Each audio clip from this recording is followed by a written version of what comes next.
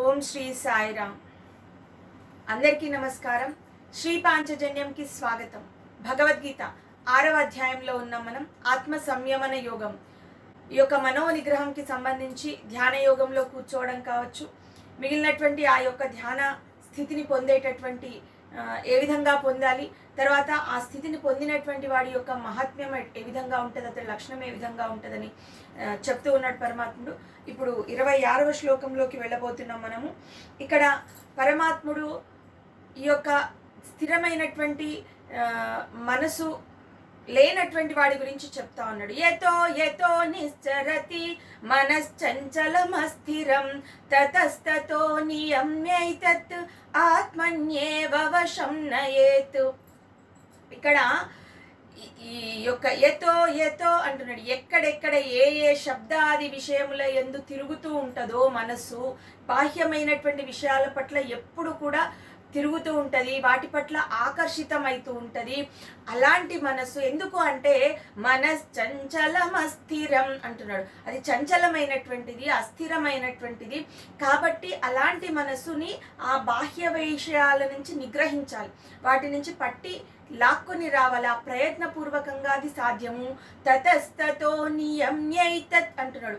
ఆయా విషయముల నుంచి దాన్ని నియంత్రించాలి. ఏ ఏ విషయముల పట్ల చంచలమైనటువంటి అస్థిరమైనటువంటి మనస్సు తిరుగుతూ ఉంటుందో ఆయా విషయముల నుంచి నిగ్రహించి పట్టుకొని తీసుకొని వచ్చి ఆత్మన్యేవ వశం నయేత్ అంటున్నాడు. అంటే పరమాత్మ యందు స్థిరపరచాలి. అప్పుడే పరమాత్మ ప్రాప్తి అనేటటువంటిది పొందగలుగుతాం. లేదు అంటే అది అసాధ్యమైనటువంటి పని. ఎందుకంటే మనసుని పరమాత్మ యందు స్థితం చెయ్యకుండా ఏ ప్రయత్నం చేసినా ధ్యానం అని చెప్పేసి అంటే మనస్సుని లగ్నం చేయనప్పుడు మిగిలినటువంటివన్నీ కూడా వ్యర్థమైనటువంటి ప్రయత్నాలే. కాబట్టి పరమాత్ముడు అనేటువంటి వాడు భావింప వశము కాదు, ఇట్టిదని తెలుప శక్యము కాదు, భావంబు నిలుపు చోట నని తాను పరమౌను నారాయణ.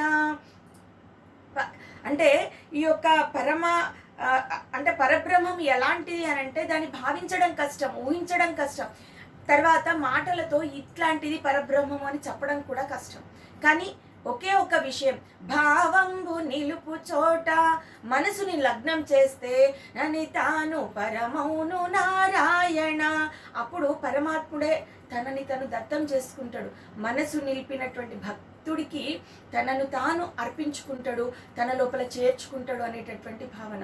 కాబట్టి ఎక్కడెక్కడో తిరుగుతున్నటువంటి మనసుని పట్టుకొని తీసుకొని వచ్చి నిగ్రహించి మనసుని పరమాత్మ యందు నిలిపాలి అనేటటువంటి విషయం ఈ శ్లోకం లోపల చెప్పడం జరిగింది. తర్వాత ప్రశాంత మనసం హేనం యోగినం సుఖముత్తమం ఉపైతి శాంతరజసం బ్రహ్మభూతమ కల్మషం అంటున్నాడు.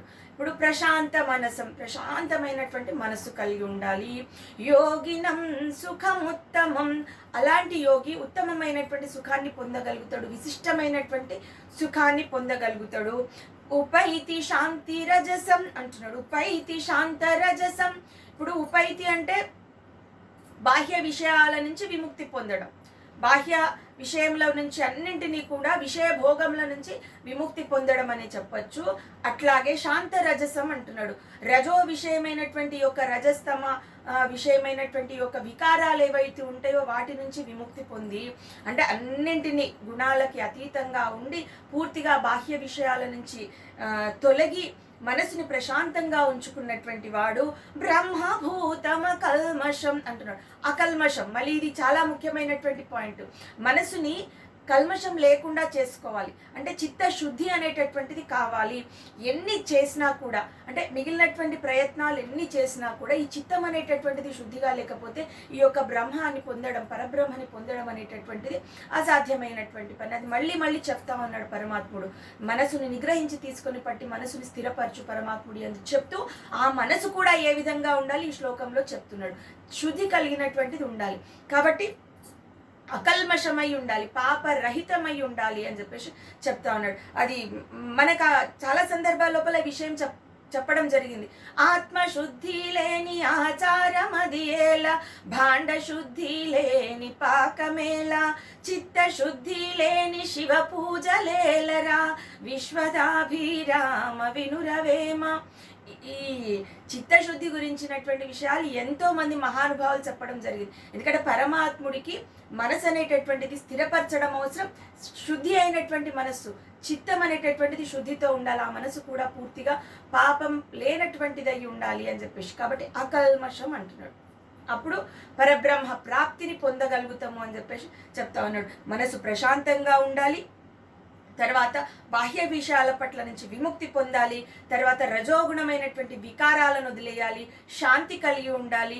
అప్పుడు పరబ్రహ్మయందు పాపం అనేటటువంటిది తొలగించుకున్నటువంటి వాడై ఉండాలి. అప్పుడు ఆ పరబ్రహ్మయందు స్థితుడైపోయి పరబ్రహ్మని పొంది విశిష్టమైనటువంటి సుఖాన్ని పొందగలుగుతాడు అని చెప్పేసి చెప్తా ఉన్నాడు. తర్వాత యుంజన్నేవం సదాత్మానం యోగి విగత కల్మషః సుఖేన బ్రహ్మ సంస్పర్శం అత్యంతం సుఖమశ్నుతే. ఇప్పుడు ఇదే విషయం మళ్ళీ ఒకసారి చెప్తున్నాడు పరమాత్ముడు. పరమాత్ముడి యందు స్థితుడైనటువంటి వాడు యుంజన్నేవం, ఎప్పుడు కూడా సదా ఎల్లప్పుడూ కూడా, ఏదో ఒక్క రోజు ఏదో ఒక్క పూట అని కాదు, సతతము పరబ్రహ్మయందు స్థితుడైనటువంటి వాడు. తర్వాత విగత కల్మషం, అంటే కల్మషం లేనటువంటి వాడు.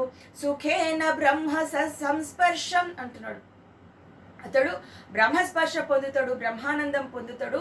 అది కూడా ఎలాంటిది అంటే అత్యంతం సుఖం అశ్నుతే అంటున్నాడు. అత్యంతం అంటే అనంతమైనటువంటి సుఖాన్ని పొందుతాడు, అశ్నుతే పొందడం జరుగుతుంది, అనుభవిస్తాడు అని చెప్తున్నాడు. కాబట్టి సుఖాన్ని పొందాలంటే మిగిలినటువంటి విషయాలన్నింటినీ పక్కకు పెట్టేసి కేవలం పరమాత్ముడి యందు స్థితుడయ్యి పరమాత్మని నిత్యం సతతము అతని యందు మనసుని నిలిపి ఆ మనసు శుద్ధి కలిగి ఉంటే చాలు. ఈ యొక్క అత్యంతం అంటున్నాడు, అనంతమైనటువంటి సుఖాన్ని పరమాత్ముడు ఇస్తాడు, మనసుకి శాంతిని చేకూరుస్తాడు అని చెప్పేసి చెప్తా ఉన్నాడు. తర్వాత ఈ యొక్క ప్రపంచ వ్యవహారంతో, అంటే మిగిలినటువంటి ప్రపంచం లోపల ప్రపంచంలో వ్యవహరిస్తున్నప్పుడు ఈ ధ్యాన యోగి అనేటటువంటి వాడు ఏ విధంగా ఉంటాడు, ఆత్మ సంయమనం పొందినటువంటి వాడు ఏ రకమైనటువంటి భావన కలిగి ఉంటాడో మిగిలినటువంటి ఒక 4 శ్లోకాల లోపల చెప్పడం జరిగింది. అతడి యొక్క ప్రవర్తన సర్వభూతముల పట్ల ఏ విధంగా ఉంటుందని. సర్వభూతస్థమాత్మానం సర్వభూతాని చాత్మని ఈక్షతే యోగయుక్తాత్మ సర్వత్ర సమదర్శినః. ఇక్కడ పరబ్రహ్మ అంటే యందు స్థితుడైనటువంటి యొక్క మనోనిగ్రహం కలిగినటువంటి యోగి అయినటువంటి వాడు ఏ విధంగా ఉంటాడంటే సర్వభూతస్థమాత్మానం అంటున్నాడు. తన ఆత్మయందే సర్వభూతములను చూచేటటువంటి వాడు, వీక్షించేటటువంటి వాడు. సర్వభూతాని చాత్మని, అట్లాగే సర్వభూతముల యందు తన ఆత్మని చూసుకున్నట్టు, తన ఆత్మయందు సర్వభూతములను చూస్తున్నటువంటి వాడు, సర్వభూతముల యందు తన ఆత్మని చూస్తున్నటువంటి వాడు. ఈక్షతే యోగయుక్తాత్మ సర్వత్ర సమదర్శినః అంటున్నాడు. ఆ విధంగా చూస్తున్నటువంటి యోగి ఏం చేస్తాడంటే అందరినీ సమానమైనటువంటి దృష్టితో చూస్తాడు. అంటే సర్వభూతముల యందు తన ఆత్మయందు సర్వభూతములని, సర్వభూతముల యందు తన ఆత్మని చూసేటటువంటి శక్తి కలిగి ఉంటాడు. అందరి యందు ఆత్మని వీక్షిస్తున్నాడు అని అర్థం. ఈక్షతే యోగయుక్తాత్మ సర్వత్ర సమదర్శనః, అంటే సర్వత్రా సమత్వాన్ని దర్శిస్తూ ఉన్నటువంటి వాడు, అంటే ఇది ఆత్మ దృష్టి కలిగి ఉంటాడు అనేటటువంటిది ఇక్కడ మళ్ళీ ఒకసారి చెప్పడం జరుగుతున్నది. కాబట్టి ఈ భావన ఎట్లుంటుందంటే ఎక్కడైనా కూడా ఇప్పుడు ప్రతి జీవి లోపల ఆత్మ ఉన్నది అనేటటువంటి భావన. కాబట్టి ఆ ఆత్మ ఎవరు అంటే పరమాత్మ. కాబట్టి సర్వభూతముల యందు పరమాత్ముడు స్థితుడై ఉన్నాడు, కాబట్టి తన లోపల స్థితుడై ఉన్నాడు, కాబట్టి తన ఆత్మ యందు సర్వభూతములు ఉన్నట్టే, ఆ సర్వభూతముల యందు తన ఆత్మ కూడా ఉన్నట్టే. కాబట్టి అందరి అందు ఉన్నటువంటిది పరమాత్మ, కాబట్టి ఈ యొక్క భావన కలిగి ఉంటాడు.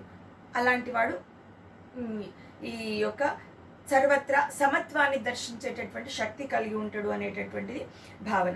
తర్వాత యో మాం పశ్యతి సర్వత్రా సర్వంచ మయి పశ్యతి తస్యాహం న ప్రణశ్యామి సచ మే న ప్రణశ్యతి. ఇప్పుడు ఇక్కడ నన్ను పరమాత్ముడు చెప్తున్నాడు. ఇప్పుడు ఈ భావన ఎలాంటి భావన అంటే ఎవరిని చూస్తున్నాడు?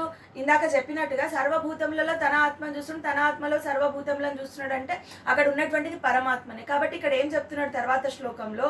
యో మాం పశ్యతి సర్వత్రా, ఎవరైతే నన్ను సర్వత్రా వీక్షిస్తూ ఉన్నారో, సర్వత్రా నేను వ్యాపించి ఉన్నటువంటి భావన ఎవరికైతే కలిగి ఉంటుందో, తర్వాత సర్వంచ మయి పశ్యతి, సర్వము నాయందే స్థితమై ఉన్నట్టుగా ఎవరైతే భావిస్తారో అలాంటి వాడు తస్యాహం న ప్రణశ్యామి సచమే న ప్రణశ్యతి అంటున్నాడు. అంటే వాళ్ళకి నేను దూరం కాదు, వాళ్ళు నాకు దూరం కాదు. అంటే వాళ్ళు నా యందే వర్తిస్తారు, నేను వాళ్ళ యందే వర్తిస్తున్నాను. అంటే వాళ్ళకి ఎప్పుడు నిత్యం నా యొక్క దర్శనం జరుగుతూ ఉంటుంది అని అర్థం. అంటే పరమాత్మ దర్శనం ఎక్కడో జరగదు, సర్వత్రా పరమాత్మని వీక్షించేటటువంటి ఈ యొక్క శక్తి కలిగి ఉండాలి, ఆ యొక్క శక్తి, ఆ బుద్ధి కలిగి ఉండాలి. ఆ బుద్ధి కలిగినటువంటి వాడికి పరమాత్ముడు నిత్య దర్శనం చేస్తూనే ఉంటాడు అనేటటువంటి భావన ఈ యొక్క శ్లోకం లోపల చెప్పడం అనేటటువంటిది జరిగింది. కాబట్టి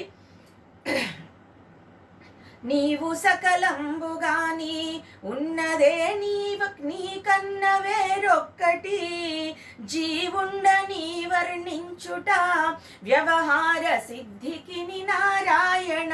ఇక్కడ ఈ పరమాత్ముడు అంటే ఈ భావం అనేటటువంటిది కలిగి ఉండాలి. ఇప్పుడు నీవు సకలంబుగాని ఉన్నదే నీ కన్న వేరొక్కటి, ఈ భావన ఉండాలి. ఇప్పుడు సకలము పరమాత్ముడే. ఇప్పుడు పరమాత్ముడు లేనిది ఎక్కడుంది? లేని చోటు ఎక్కడున్నది? జీవుండని వర్ణించుట. ఈ విషయం చాలా క్లియర్గా అర్థం చేసుకోవాలి. ఇతడు జీవి, ఇతడు శివుడు అని చెప్పడం అనేటటువంటిది కేవలం వ్యవహార సిద్ధికి నారాయణ. కేవలం వ్యవహారంలో ఇతడు జీవుడు, ఇతడు శివుడు అని చెప్తున్నాడు.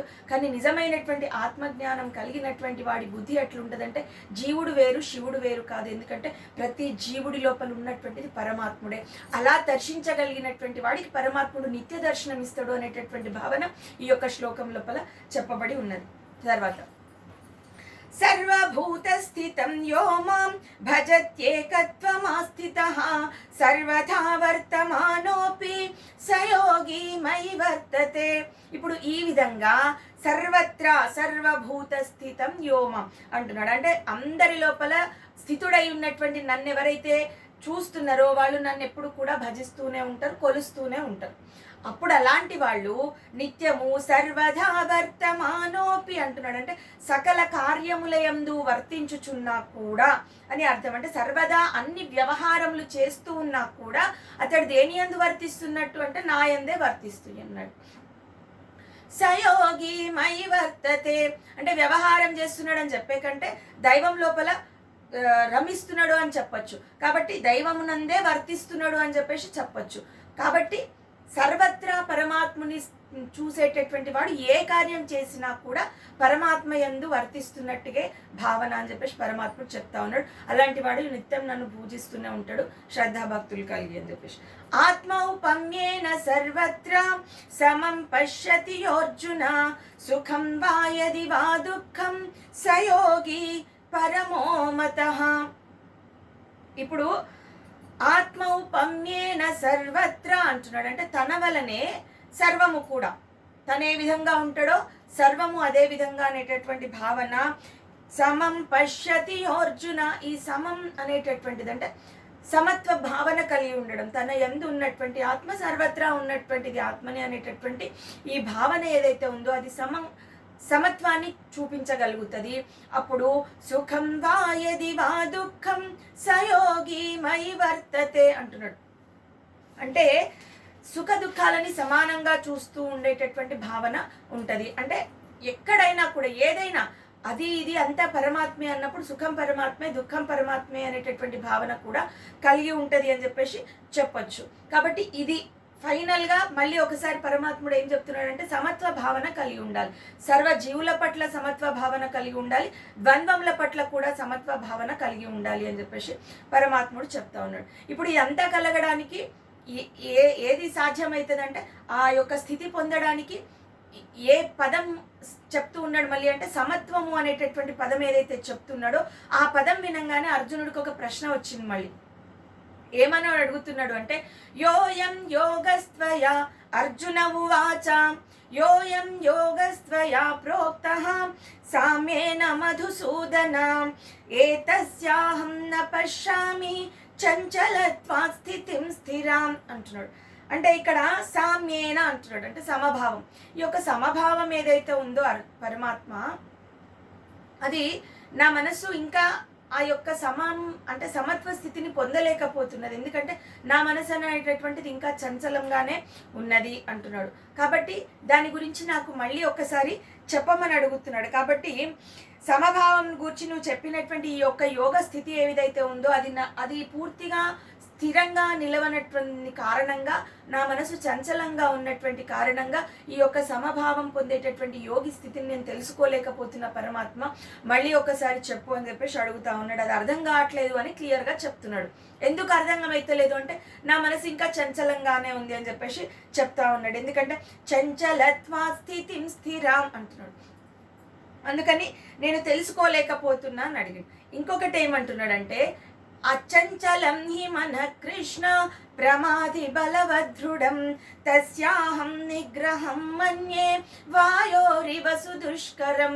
ఇప్పుడు అర్జునుడు ఏమంటున్నాడు, చంచలం హి మనః కృష్ణ, పరమాత్మ కృష్ణ మనసు చంచలమైనటువంటిది కదా, ప్రమాది బలవదృఢం అంటున్నాడు. అంటే ప్రమదనశీలములు కలిగినటువంటిది అని చెప్పేసి చెప్తా ఉన్నాడు. అంటే ప్రమదనశీలములు అంటే ఏంటంటే మదించేటటువంటి గుణం కలిగి, ఇప్పుడు పెరుగుని చిలికితే అది కదులుతూనే ఉంటుంది. కాబట్టి మనసు అనేటటువంటిది కూడా ఆ విధంగా నిత్యము చిలుకుతూనే ఉంటుంది. కాబట్టి ఎక్కడ స్థిరంగా ఉన్నట్టుగా ఉండదు. పైగా బలవదృఢం అంటున్నాడు. అంటే బలమైనటువంటిది, దృఢమైనటువంటి, చాలా స్ట్రాంగ్ మనసు. అది తొందరగా నిగ్రహించుకోవడం కూడా కష్టమైనటువంటి విషయం. చాలా బలం కలిగి ఉన్నటువంటిది, దృఢత్వం కలిగి ఉన్నటువంటిది, ప్రమదనశీలం కలిగి ఉన్నటువంటిది. తస్యాహం నిగ్రహం మన్యే అంటున్నాడు. దాన్ని నిగ్రహించడం చాలా కష్టము. ఎందుకంటే ఈ యొక్క వాయోరివ సుదుష్కరం ఉపమానం చెప్తా ఉన్నాడు. ఇప్పుడు వాయువుని ఏ విధంగా నిగ్రహించడం కష్టమో, బలమైన దృఢమైన ప్రమదనశీలం కలిగినటువంటి యొక్క మనసుని నిగ్రహించడం కూడా నాకు కష్టంగా అనిపిస్తుంది పరమాత్మ అని చెప్తున్నాడు. అప్పుడు పరమాత్ముడు ఏం చెప్తున్నాడు అంటే, అది వాస్తవమే, అదంతా కూడా యథార్థమే. నీ యొక్క ఆలోచన ఏదైతే ఉందో నిజంగా మనసు అనేటటువంటిది బలమైనది, దృఢమైనటువంటిది, చంచలత్వం కలిగినటువంటిది, ఎప్పుడు కూడా ఆ యొక్క చిలుకుతూనే ఉంటుంది, కదులుతూనే ఉంటుంది. అలాంటి మనసు నిగ్రహించడం కష్టమే అర్జున అని చెప్తూ, శ్రీ భగవాను వాచ అసంశయం మహాబాహో మనో దుర్నిగ్రహం చలం అభ్యాసేన తు కౌంతేయ వైరాగ్యేణ చ గృహ్యతే. ఇప్పుడు నువ్వు చెప్తున్నటువంటి దాంట్లో ఏ తప్పు లేదు. మనో దుర్నిగ్రహం చలం, మనసు నిగ్రహించడం చాలా కష్టమైనటువంటి విషయమే, కానీ సాధ్యమే. ఎలా సాధ్యము అంటే, అభ్యాసేన తు కౌంతేయ వైరాగ్యేణ చ గృహ్యతే. రెండు విషయాలు చెప్పినారు. మనసును నిగ్రహించడానికి ఫస్ట్ పాయింట్ అభ్యాసం కావాలి. అంటే ఒక్క రోజులో సాధ్యమయ్యే పని కాదు.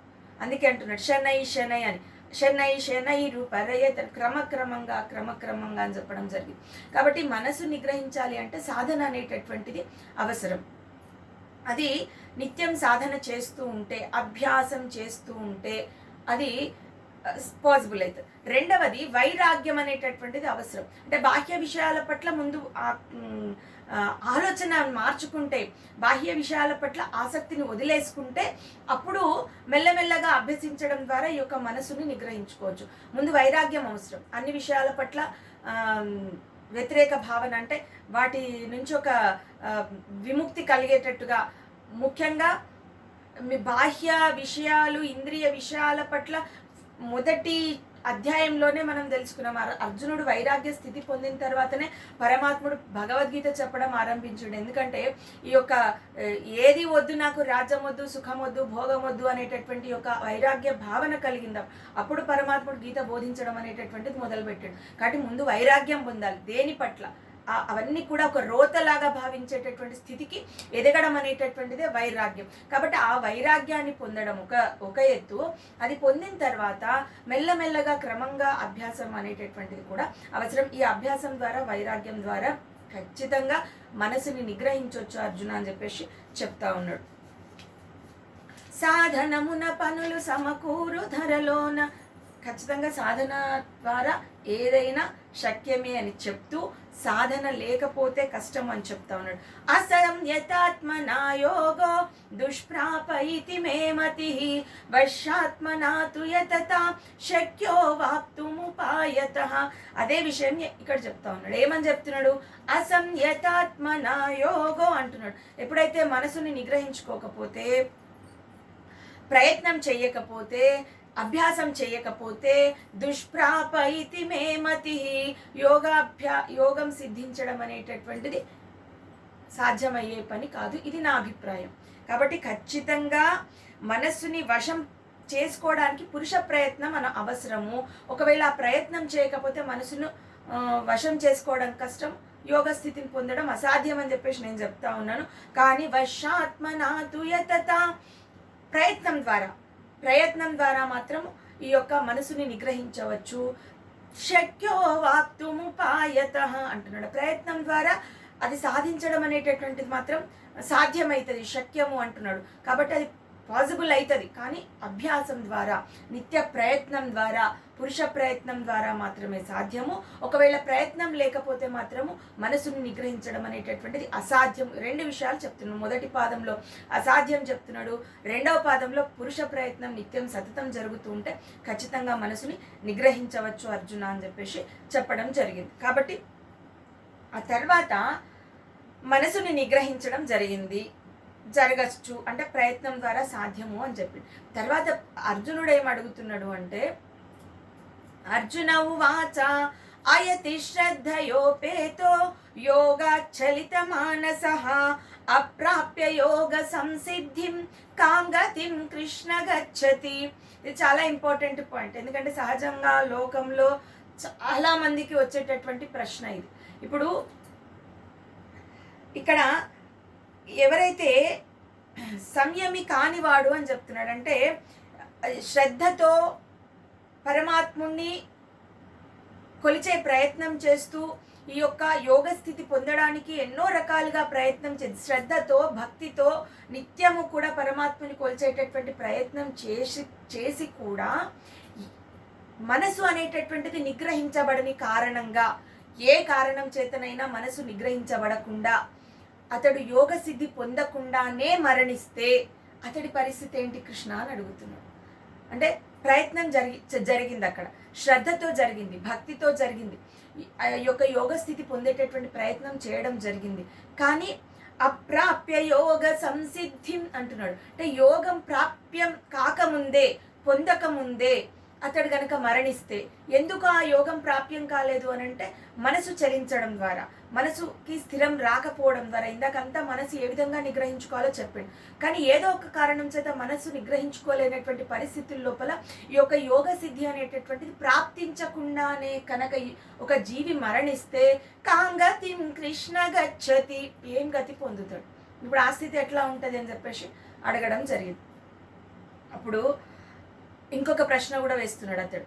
కచ్చిన్నో భయ విభ్రష్టః చిన్నాభ్రమివ నశ్యతి అప్రతిష్ఠో మహాబాహో విమూఢో బ్రహ్మణ పతి అంటున్నాడు.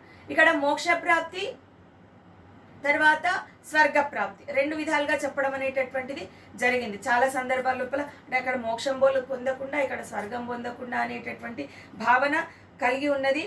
తర్వాత రెండవది ఇప్పుడు యోగ భ్రష్టుడైతాడు, కర్మ భ్రష్టుడైతాడు అని చెప్పడం కూడా జరిగింది. అంటే కొన్ని సందర్భాల లోపల ఉభయ అని చెప్పడానికి కారణం చెప్తున్నాను నేను ఇక్కడ. కచ్చిన్నో భయ అంటున్నాడు. అంటే రెండు విధాలుగా యోగ భ్రష్టుడైపోయిండు, కర్మ నిష్ఠాభ్రష్టుడు కూడా అయిపోయినట్టుగా అనిపిస్తుంది కదా. రెండు విధాలుగా చెడినట్టుగా. అది ఎట్లా అంటే చిన్నమైనటువంటి భిన్నమైనటువంటి ముక్కలు చేయబడినటువంటి మేఘం పరిస్థితి ఎట్లా ఉంటుందో అట్లా రెండు విధాలుగా చెడిపోతాడు కదా అని చెప్పేసి అడగడం జరుగుతుంది పరమాత్ముడిని. ఇది పొందలేనటువంటి అంటే ఇహసుఖము పరసుఖం రెండు కూడా కోల్పోయిండని చెప్పొచ్చు. లేకపోతే మోక్ష ప్రాప్తి పొందలేకపోయిండు, స్వర్గప్రాప్తి పొందలేకపోయిండు అని చెప్పొచ్చు. లేకపోతే యోగా నిష్ఠత కోల్పోయిండు, కర్మనిష్ట కోల్పోయిండని కూడా చెప్పొచ్చు. కాబట్టి ఇన్ని విధాలుగా అంటే రెండు విధాలుగా అనేటటువంటిది ఇట్లా కొంతమంది చెప్పినప్పుడు ఈ విధంగా పోల్చి చెప్పడం జరిగింది. మొత్తానికి అన్ని విధాలుగా నష్టపోతాడు అనేటటువంటి భావన ఇక్కడ చెప్పడం జరిగింది. రెండు విధాలుగా చెడిపోతాడు కదా అని చెప్పేసి చెప్తా ఉన్నాడు పరమాత్ముడు.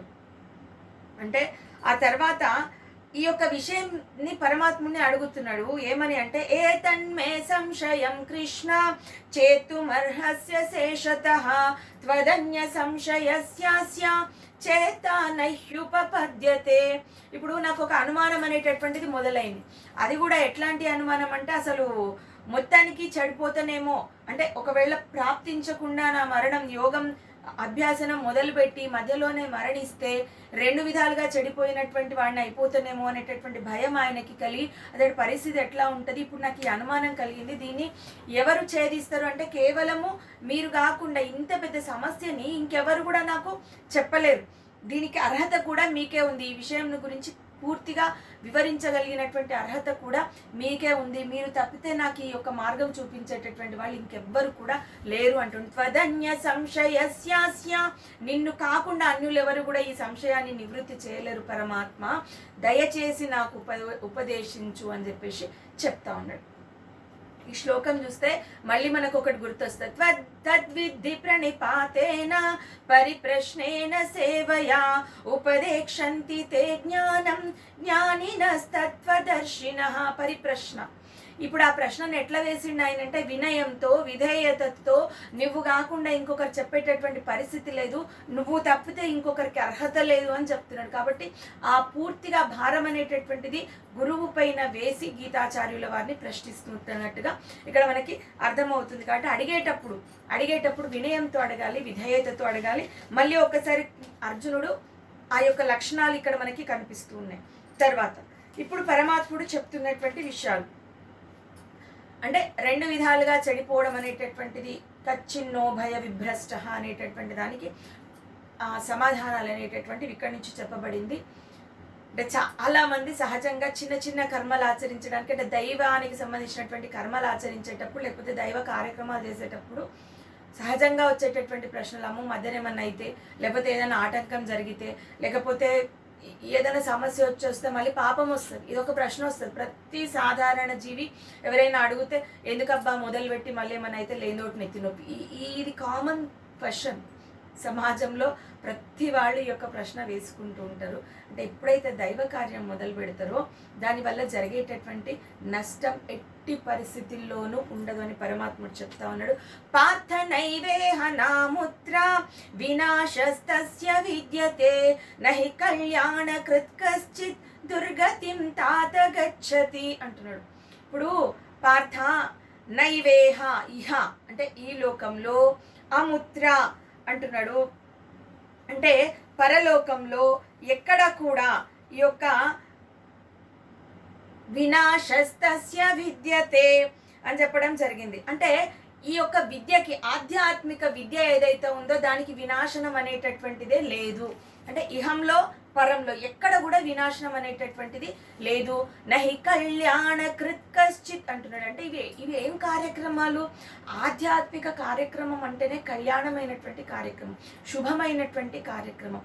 అలాంటి కర్మలకి ఎక్కడ నాశనం అనేటటువంటిది ఉండదు. అది ఏ స్థితిలో ఆపినా కూడా ఎంత కర్మ నిర్వర్తిస్తే అంత ఫలమైతే పొందగలుగుతాము అని చెప్పేసి చెప్తున్నాడు.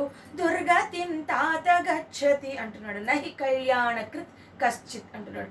తాత అనేటటువంటిది ఇక్కడ ఆయనకి నాన్న అనేటటువంటి పదం ఉపయోగించడం అనేటటువంటిది జరిగిందంటే చెప్పేటప్పుడు నాయన అని చెప్తారు కదా, అట్లా ఎక్కడా కూడా దీనికి నాశనం అనేది లేదు. ఒక్కసారి పుణ్యకార్యం కాబట్టి ఆధ్యాత్మిక రంగం లోపల అడుగుపెట్టినటువంటి వాడు ఎవ్వడూ కూడా నాశనం అనేటటువంటిది పొందడు ఏ స్థితి లోపల కూడా అని చెప్పేసి చెప్పడం జరిగింది.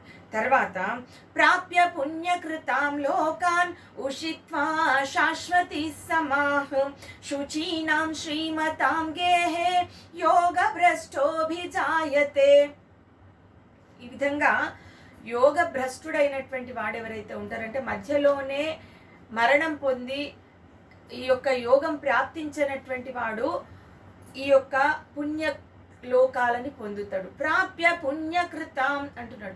అతడు చేసినటువంటి కర్మలు ఏవైతే ఉన్నాయో అవి కళ్యాణమైనటువంటి కర్మలు కాబట్టి, శుభకర్మలు, ఆధ్యాత్మ సంబంధమైనటువంటి కర్మలు కాబట్టి ఏ లోకాన్ని పొందుతాడంటే పుణ్యలోకాన్ని పొందుతాడు. అక్కడ కొంతకాలం ఆ పుణ్యకర్మలకు సంబంధించినటువంటి అనుభవాలన్నీ కూడా అనుభవించి సుఖించి ఆ తర్వాత మళ్ళీ జన్మ అనేటటువంటిది పొందుతాడు. ఈసారి ఎట్లా జన్మిస్తాడు అంటే శుచీనాం శ్రీమతాం గేహే అంటున్నాడు. అంటే ఈ యొక్క గొప్ప కుటుంబం లోపల అనేటటువంటిది భావన. తర్వాత శ్రీమతాం అంటున్నాడు. అంటే పవిత్రులైనటువంటి ఈ యొక్క కుటుంబం లోపల జన్మిస్తూ, శ్రీమంతుల కుటుంబంలో జన్మిస్తూ, గృహంలో, గేహ అంటే గృహంలో జన్మిస్తూ యోగ భ్రష్టోభిజాయతే అని చెప్తున్నాడు. అంటే యోగ భ్రష్టుడైనటువంటి వాడు ఈసారి జన్మ ఎక్కడ పొందుతాడంటే పవిత్రుల కుటుంబంలో, శ్రీమంతుల కుటుంబంలో జన్మిస్తాడు.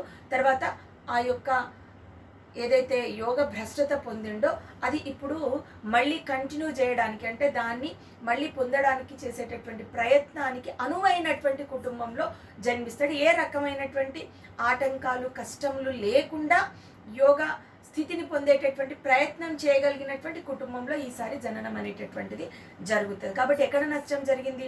ఆ చేసినటువంటి కర్మకి మధ్యలోనే మరణించడం వల్ల పుణ్యలోకాలకు పోయిండు, అక్కడ సుఖాలు అనుభవించుడు. మళ్ళీ ఈసారి వచ్చినప్పుడు పవిత్రమైనటువంటి కుటుంబంలో, శ్రీమంతుల కుటుంబంలో మళ్ళీ యొక్క యోగ నిష్టని అనేటటువంటిది కంటిన్యూ చేసుకుంటూ, అంటే దాన్ని మళ్ళీ పొందే ప్రయత్నం చేసేటటువంటి కుటుంబంలో జన్మిస్తాడు. కాబట్టి ఎక్కడా నాశనం అనేటటువంటిది లేదు. అంటే పుణ్యకార్యం చేయడం మొదలుపెట్టిన తర్వాత, ముఖ్యంగా దైవ కార్యం చేయడం మొదలుపెట్టిన తర్వాత ఎక్కడ ఆటంకం ఏర్పడినా నష్టం జరగదు, కష్టం జరగదు. కాబట్టి అది సంకల్పం అనేటటువంటిది ముఖ్యము.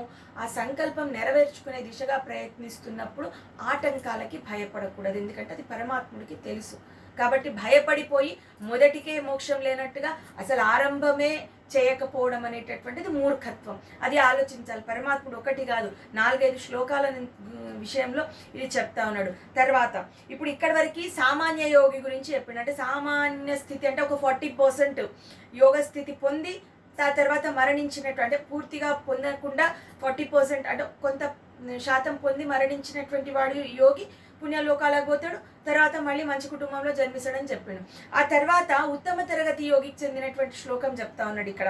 అథవా యోగి నామేవా కులే భవతి ధీమతాం ఏతద్ది దుర్లభతరం లోకే జన్మయదీదృశం అంటున్నాడు. ఇప్పుడు ఏ లోకంలో జన్మిస్తాడు అంటే జ్ఞానవంతుల లోకంలో జన్మిస్తాడు. అంటే జ్ఞానవంతుల కుటుంబంలో జన్మిస్తాడు. ఇంతకుముందేమో శ్రీమతాం శుచీనాం అన్నాడు. పవిత్రమైన శ్రీమంతుల కుటుంబంలో జన్మిస్తాడు. ఈ ఒక 80%, ఒక 80% సిద్ధి పొందిన తర్వాత పూర్తి సిద్ధి పొందకుండా మరణించినటువంటి ఉత్తమ తరగతికి చెందినటువంటి యోగి ఎవరైతే ఉంటాడో ఎక్కడ జన్మిస్తాడంటే ఈ యొక్క జ్ఞానవంతమైనటువంటి కుటుంబంలో, జ్ఞానుల కుటుంబంలో జన్మిస్తాడు. కానీ ఒక జ్ఞాని యొక్క కుటుంబం లోపల జన్మించడం అనేటటువంటి, ఆ జ్ఞానుల కులం లోపల జన్మించడం అనేటటువంటిది మాత్రం చాలా దుర్లభమైనటువంటి విషయం. అది చిన్న విషయం కాదు. చాలా పుణ్యం చేసుకుని ఉండాలంటే 80% పూర్తిగా పరమాత్మ లోపల లీనమైనటువంటి వాడు ఆ 20% పొందకుండా మరణిస్తే గనక ఈ యొక్క స్థితిని పొందుతాడు అని పరమాత్ముడు చెప్తా ఉన్నాడు. అంటే ఇక్కడ ఇప్పుడు ఒక శుక మహర్షి లాగా జ్ఞాన తర్వాత భక్తి వైరాగ్య స్థితుల లోపల ఆ స్థితి పొందగలిగినటువంటి స్థితి అన్నమాట. అలాంటి జన్మ పొందడం అని చెప్పడం జరిగింది. ఉదాహరణ చెప్తున్నాడు, పరమాత్ముడే చెప్పినట్టు. అంటే ఆ యొక్క వ్యాఖ్యానం లోపల శుక మహర్షిని పోల్చి చెప్పడం జరిగింది. ఇప్పుడు చూడండి, ఈ యొక్క లోకం లోపల చాలా ధనికుల జన్మ ఉంటుంది, లేకపోతే రాజులు మహారాజుల జన్మ ఉండొచ్చు. అంటే ఏ లోకమైనా కూడా ఇక్కడ ఏమంటున్నాడు అంటే జ్ఞానవంతుల లోకము అంటున్నాడు. అంటే జ్ఞానవంతుల కూటమి లోపల పుడతాడు అని చెప్తున్నాడు. మిగిలిన అన్ని కూడా దాని ముందు వ్యర్థం అంటున్నాడు. ధనవంతుల జన్మ అనలేదు, రాజుల జన్మ అనలేదు, ఇంద్ర జన్మ అనలేదు, చంద్ర జన్మ అనలేదు. అంటే ఇవి చెప్పడం జరిగింది క్లియర్గా. నేను ఊహించి చెప్తున్నటువంటి విషయం కాదు. భాష్యం లోపల ఇంద్రుడి జన్మ, చంద్రుడి జన్మ, రాజుల జన్మ, ధనవంతుల జన్మ కంటే కూడా జ్ఞానవంతుల జన్మ గొప్పది. ఎందుకంటే పరమాత్ముడికి దగ్గరగా ఉన్నటువంటి జన్మ. గొప్పవాడైనా రాజైనా ఎన్నో ప్రయత్నాలు చేస్తే జ్ఞాన స్థితికి పొందగలుగుతాడు, సన్యాసం పొందగలుగుతాడు. కాబట్టి ఆ స్థితిలోనే జన్మించడం అనేటటువంటి చాలా దుర్లభమైనటువంటి విషయం. కానీ సాధ్యం. ఎప్పుడు సాధ్యం అంటే గత జన్మలో ఒక 80% వరకు ఈ యొక్క యోగ స్థితి పొంది మరణించినటువంటి వాడికి సాధ్యము అని చెప్పేసి చెప్పడం జరిగింది.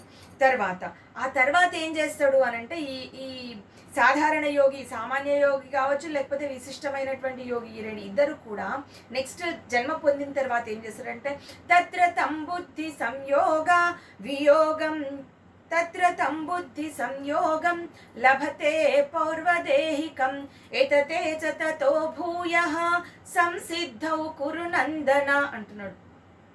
ఇప్పుడు ఈ యొక్క యోగుల వంశంలో జన్మించిన తర్వాత పూర్వ జన్మ యొక్క ఫలం ఏదైతే ఉందో అది కూడా కలుస్తుంది. ఇక్కడ పూర్వజన్మ పరంపర ఏదైతే ఉందో అది కూడా కలుస్తుంది అంటున్నాడు. కాబట్టి లభతే పౌర్వదేహికం అంటున్నాడు. పూర్వజన్మ సంయోగం కూడా ఉంటుంది. ఇప్పుడు ఈ జన్మలో పుట్టినటువంటిది ఈ యొక్క యోగుల వంశంలో జన్మించిన తర్వాత గత జన్మ ఫలం కూడా కలుస్తుంది. ఇప్పుడు ఏమవుతుంది అంటే ఇప్పుడు చేసేటటువంటి పని ఏతతే చతతో భూయః సంసిద్ధౌ కురు నందన. ఈసారి ప్రయత్నం చాలా గట్టిగా ఉంటుందని చెప్తున్నాడు, చాలా స్ట్రాంగ్ ఉంటుంది. ఖచ్చితంగా పరమాత్మని పొందేటటువంటి అవకాశం ఉంటుంది. మోక్ష ప్రాప్తిని పొందగలిగేటటువంటి స్థితికి చాలా దగ్గరగా ఉండడని అర్థం.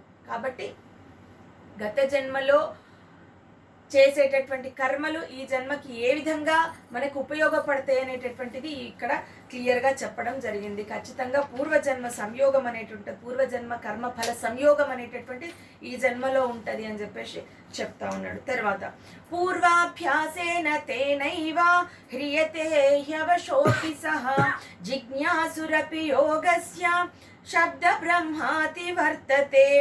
ఇప్పుడు ఇక్కడ ఇంకొక గొప్ప విషయం ఏం చెప్తున్నాడంటే యోగ భ్రష్టుడైనటువంటి వాడు యోగ సిద్ధి పొందుతూ మధ్యలో మరణించినటువంటి వాడికి ఇన్ని లాభాలు ఉన్నాయని చెప్తున్నాడు. ఇప్పుడు పూర్వాభ్యాసం ఏదైతే ఉందో దానివల్ల ఇప్పుడు ఈ జన్మలో పుట్టినటువంటి వాడు ఏదో కారణం చేత అసలు దైవం పైన ఈ యొక్క ఆధ్యాత్మిక రంగం పైన అతడికి ఎలాంటి ఉత్సుకత లేదనుకుందాం. అంటే ఈ జన్మలో పరమాత్ముడి పైన ఏదో కారణం చేత మనసు పెట్టలేదు, ధ్యానం నిలపలేదు. అయినా కూడా పూర్వజన్మ పుణ్యం వల్ల పూర్వజన్మలో చేసినటువంటి కర్మల ఫలితంగా బలవంతంగా పరమాత్ముడే ఆ యొక్క యోగంలోకి నెట్టేస్తాడు అని చెప్తున్నాడు. జిజ్ఞాసురపి యోగస్య శబ్ద బ్రహ్మాతి వర్తతే.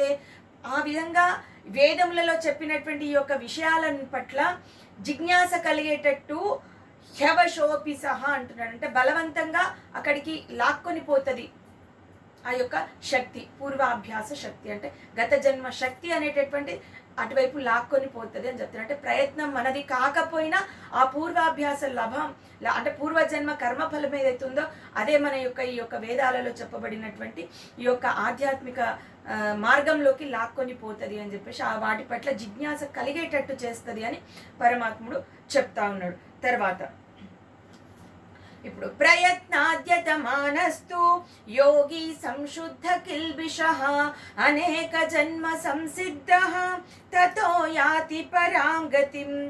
ఇప్పుడు ప్రయత్నాద్యతమానస్తు అంటున్నాడు. అంటే ఫస్ట్ ప్రయత్నం చేయాలి, పట్టుదలతో ప్రయత్నం చేయాలి. సంశుద్ధ కిల్బిషః పాపరహితుడై ప్రయత్నం చేయాలి. పాపాలన్నింటిని తొలగించుకొని పరమాత్ముడి లోపల లీనం అవ్వడానికి, యోగ ప్రాప్తి పొందడానికి ఈ యొక్క ప్రయత్నం చేయాలి. తర్వాత అనేక జన్మ సంసిద్ధః అంటున్నాడు. తర్వాత తతో యాతి పరాం గతిం.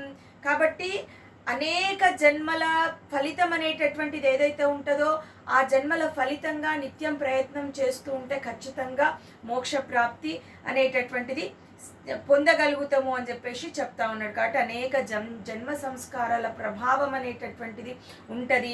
వాటి ప్రభావం చేతనే సంపూర్ణంగా పాపరహితుడై మోక్ష ప్రాప్తిని పొందగలుగుతాడని పరమాత్ముడు ఇక్కడ చెప్తా ఉన్నాడు. కాబట్టి కర్మ ఫలం అనేటటువంటిది ఎంత గొప్పగా ఉంటుందో అది మన వెనకాల జన్మలకి కలిసి వస్తూ ఉంటుంది అనేటటువంటిది ఈ విధంగా పరమాత్ముడు చెప్పడం జరిగింది. అంటే పుణ్యకర్మలు ఏ విధంగా ఇక్కడ ఒక దృష్టిలో పెట్టుకోవాలి. ఏ విధంగా పుణ్యకర్మలు మనిషిని మంచి మార్గం వైపు నడిపిస్తూ ఉన్నాయో, పరమాత్ముడు మంచి శ్రీమంతుల కుటుంబంలో, పవిత్రుల కుటుంబంలో, లేకపోతే జ్ఞానవంతుల కుటుంబంలో జన్మించి మళ్ళీ పరమాత్ముడికి దగ్గరగా ఉంచి ఈసారి బలంగా గట్టిగా ప్రయత్నం చేసి మోక్షప్రాప్తిని కలిగేటట్టుగా, ఒకవేళ ప్రయత్నం చేయకపోయినా బలవంతంగా వాటిపైన జిజ్ఞాస కలిగేటట్టుగా గత జన్మ ఫలితం ఏ విధంగా అయితే చేస్తూ ఉన్నదో అదే విధంగా ఆ పాప ఫలం అనేటటువంటిది కూడా వెంబడిస్తుంది అనేటటువంటిది గుర్తుపెట్టుకోవాలి. ఖచ్చితంగా పుణ్యం ఏ విధంగా వెంటుంటుందో పాపం కూడా అలానే ఉంటుంది. కాబట్టి ఏ జన్మలోనైనా మనిషి జన్మ పొందిన తర్వాత గత జన్మల పాపాలన్నీ పోవాలంటే మానవ జన్మలోనే సాధ్యమవుతుంది. కాబట్టి ఈ దేహం పొందినటువంటి వాడు గత జన్మల పాపాలన్నీ కొట్టుకుని పోయేటట్టుగా ప్రయత్నం అనేది చాలా గట్టిగా చెయ్యాలి. అప్పుడు అనేక జన్మల పాపం అనేటటువంటిది పోగొట్టుకొని మోక్షానికి దగ్గర అయ్యేటటువంటి ప్రయత్నం చేయాల్సినటువంటి అవసరం ఉంది అని చెప్తూ, యోగినామపి సర్వేషాం మద్గతేనాంతరాత్మనా శ్రద్ధావాన్ భజతే దానికంటే ముందు ఒక శ్లోకం ఉంది. తపస్విభ్యోధికో యోగి జ్ఞానిభ్యోపి మతోధికః కర్మిభ్యశ్చాధికో యోగి తస్మాత్ యోగి భవార్జున. ఇప్పుడు ఈ యొక్క యోగి గొప్పతనం అనేటటువంటిది చెప్తా ఉన్నాడు. మొదటి పాయింట్ ఏదైతే ఉందో తపస్విభ్యోధికో యోగి అంటున్నాడు. అంటే తపస్సంపన్నుల కంటే కూడా యోగి గొప్పవాడు. తర్వాత జ్ఞానిభ్యోపి మతోధికః, జ్ఞానుల కంటే కూడా యోగి గొప్పవాడు. ఇప్పుడు జ్ఞాని కంటే యోగి అనేటటువంటి పదానికి మనం ఏమర్థం తీసుకోవాలి అని అంటే, ఇప్పుడు శాస్త్రజ్ఞానం కలిగినటువంటి యోగి కంటే అని అర్థం తీసుకోవాలి. ఎందుకంటే శాస్త్రజ్ఞానం తెలుసుకున్నటువంటి జ్ఞాని అనుకోవచ్చు. తెలుసుకుంటే సరిపోదు, అది ఆచరించాలి. ఆచరణాత్మకమైనటువంటి విజ్ఞానం కలిగి ఉండాలి. అది కానటువంటి వాడు అనేటటువంటి భావన కలిగి ఉండ. అంటే జ్ఞాని శ్రేష్ఠుడు కదా అన్నప్పుడు మళ్ళీ ఇప్పుడు జ్ఞానిభ్యోపి మతోధిక అనడానికి కుదరదు. కాబట్టి జ్ఞాని అన్నప్పుడు కేవలం శాస్త్రజ్ఞానం తెలిసినటువంటి జ్ఞాని కంటే కూడా యోగి గొప్పవాడు అని చెప్తూ, కర్మిభ్యశ్చాధికో యోగి అంటున్నాడు. ఇప్పుడు కర్మలను, సకామ కర్మలను ఆచరించేటటువంటి వాడి కంటే కూడా ఈ యోగి గొప్పవాడు అంటున్నాడు. అంటే అగ్నిహోత్రము మొదలైనటువంటి కర్మలు ఏవైతే ఉంటాయో అవి ఆచరించేటటువంటి పవిత్రుడి కంటే కూడా ఈ యొక్క యోగి గొప్పవాడు అని చెప్తున్నాడు. ఎందుకంటే ఇన్ని లక్షణాలు చెప్పిండు. యోగి అనేటటువంటి వాడు పూర్తిగా పరమాత్ముడికి దగ్గర అయినటువంటి వాడు. తస్మాత్ యోగి భవ అర్జున, అందువల్ల నువ్వు యోగిగా అని చెప్తున్నాడు పరమాత్ముడు అర్జునుడికి. నువ్వు యోగిలాగా ఉండు, అంటే ఆ యోగ స్థితిని పొందు అర్జున అని చెప్పడం జరుగుతూ ఉన్నది. అంటే తపస్సుల కంటే, తపస్సంపన్నుల కంటే గొప్పవాడు, జ్ఞానుల కంటే గొప్పవాడు, సకామ కర్మలు ఆచరించేటటువంటి కర్మనిష్ఠుడి కంటే కూడా గొప్పవాడు. కాబట్టి నువ్వు యోగిగా మారు అని చెప్పేసి చెప్తా ఉన్నాడు. తర్వాత యోగినామపి సర్వేషాం మద్గతేనాంతరాత్మనా శ్రద్ధావాన్ భజతే యో మాం తమే సమే యుక్తతమో మతః. ఇప్పుడు ఈ యోగులందరిలో కూడా ఎవడైతే నా పైన పూర్తి శ్రద్ధ కలిగి ఉంటాడో, భక్తి కలిగి ఉంటాడో అతడే నిజమైనటువంటి శ్రేష్టమైనటువంటి యోగి అని పరమాత్ముడు చెప్తా ఉన్నాడు ఇక్కడ. ఎందుకంటే అంటే నన్ను మనసులో నిలుపుకొని శ్రద్ధతో భక్తితో ఎవరైతే యోగం చేస్తారో అతడు యోగులందరిలో కూడా శ్రేష్ఠుడు అని చెప్పేసి చెప్తా ఉన్నాడు. శ్రద్ధావాన్ భజతే యో మాం సమే యుక్త తమోమత. కాబట్టి యోగులలో కూడా మళ్ళీ నా పైన శ్రద్ధ కలిగి భక్తి కలిగి ఉన్నటువంటి వాడు శ్రేష్ఠుడు అని పరమాత్ముడు చెప్తూ ఉన్నాడు. సతతం అని చెప్పడం జరిగింది. కాబట్టి ఇది ఆత్మ సంయమన యోగానికి సంబంధించినటువంటి విషయం. కాబట్టి యోగి అంటే ఇన్ని లక్షణాలు కలిగి ఉండాలి. ఒకవేళ యోగా రూఢుడు అయ్యేటటువంటి ప్రయత్నం చేస్తూ మధ్యలో ఏదైనా ఆటంకం కలిగితే నష్టం జరగదు, పైగా దానివల్ల పుణ్యమే ఉంటుంది, మళ్ళీ జన్మలో దాని యొక్క ఫలితం పొందవచ్చు అని చెప్పేసి పరమాత్ముడు చెప్తా ఉన్నాడు. అన్నింటికంటే కూడా యోగ స్థితి అనేటటువంటిది గొప్పది. అని చెప్పడం అనేటటువంటిది జరిగింది. కాబట్టి ఇక్కడ ధ్యాన యోగం గురించి సంయమనం అంటే మనోనిగ్రహంకి సంబంధించినటువంటి విషయం చెప్తూ మనోనిగ్రహం పొందినటువంటి యోగి గురించి ఇన్ని విషయాలు మనకి ఈ యొక్క ఆత్మ సంయమన యోగం లోపల చెప్పబడింది. నిజంగా సన్యాసి అయినటువంటి వాడు, యోగి అయినటువంటి వాడు ఇన్ని లక్షణాలు కలిగి ఉంటాడు. పరమాత్ముడి అందే స్థితుడై ఉంటాడు, పరమాత్ముడి పైన మనసు నిలిపి ఉంటాడు, తర్వాత సత్కార్యములు మాత్రమే ఆచరిస్తాడు, తర్వాత సర్వత్రా సమత్వాన్ని దర్శిస్తాడు, ఎవరి యందు కూడా ఈ యొక్క మాత్సర్యం అనేటటువంటిది ఉండనటువంటి భావన, తర్వాత ద్వంద్వములకి అతీతంగా అంటే ద్వంద్వములకి కూడా సమానంగా చూసేటటువంటి స్థితి, విషయభోగాల పట్ల ఆసక్తి లేకుండా ఉండడం అనేటటువంటిది, దైవానికి ప్రీతికరమైనటువంటి కార్యాలు చేయడం కావచ్చు, లోకానికి హితమైనటువంటి కార్యక్రమాలు చేయొచ్చు. ఇవన్నీ కూడా ఈ యొక్క యోగి లక్షణాలు అని చెప్పేసి పరమాత్ముడు చెప్తున్నాడు. కాబట్టి మిగిలినటువంటి అన్నింటికంటే ఉన్నతమైనటువంటి స్థితి ఈ యొక్క యోగి స్థితి అని చెప్పేసి పరమాత్ముడు చెప్పడం జరిగింది. కాబట్టి ఈ యొక్క దేహం ఉన్నప్పుడే మనిషి అయినటువంటి వాడు, ప్రతి వాడి కూడా మానవ జన్మ ధరించిన తర్వాత ఈ గతంలో పాప పంకిలమైన జీవితం ఉండొచ్చు, ఉండకపోవచ్చు. కాబట్టి అది వదిలేసి ఈ జన్మలో అంటే ప్రయత్నం ద్వారా ఏదైనా సాధ్యం. ఇది పరమాత్ముడు ముందే చెప్పాడు, గత జన్మ ఫలితం ఏదైనా ఉండనియండి, ప్రయత్నం ద్వారా ఆ పాపాలన్నీ కొట్టివేయబడతాయి అని చెప్తున్నాడు. కాబట్టి అది కేవలం మానవ దేహంతోనే సాధ్యం. కాబట్టి ఈ శరీరం ఉన్నప్పుడే ఈ జన్మలోనే ప్రయత్నం చేయడం వల్ల పరమాత్ముడికి దగ్గరగా వెళ్ళేటటువంటి అవకాశం ఉంటుంది.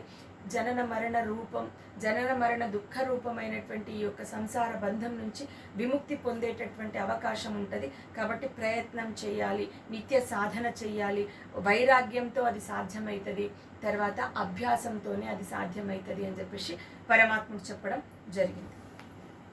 తర్వాత నెక్స్ట్ అధ్యాయము రేపటి ఎపిసోడ్లో చూద్దాం. ఈ ఛానల్ కనుక మీకు నచ్చినట్లయితే లైక్ చేయండి, షేర్ చేయండి, సబ్స్క్రైబ్ చేయండి. ధన్యవాదం.